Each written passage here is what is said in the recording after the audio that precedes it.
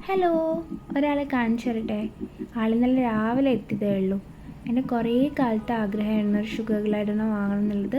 അങ്ങനെ മെനഞ്ഞാന്ന് രാത്രി നമ്മൾ അവരെ വിളിച്ചു പറഞ്ഞു. അവരിന്നലെ മോർണിംഗ് ആളെ കൊണ്ടു തന്നു. ആൾ വളരെ ചെറുതാണ്, 2 മാസമായിട്ടുള്ളൂ. വീഡിയോസിലെല്ലാം കുറച്ചും കൂടി വലിപ്പം തോന്നുന്നുണ്ടെങ്കിലും നേരിട്ട് ആൾ വളരെ കുഞ്ഞനാണ്. ഇന്നലെ വന്ന സമയത്തൊക്കെ കുറച്ച് പേടിയുണ്ടായിരുന്നു. പുറത്തേക്കൊന്നും വരുന്നുണ്ടായില്ല, നമ്മൾ മേലൊന്നും കയറുന്നുണ്ടായിരുന്നില്ല. സൗണ്ടെല്ലാം കേൾക്കുമ്പോൾ തന്നെ ഭയങ്കര പേടിയാണ്.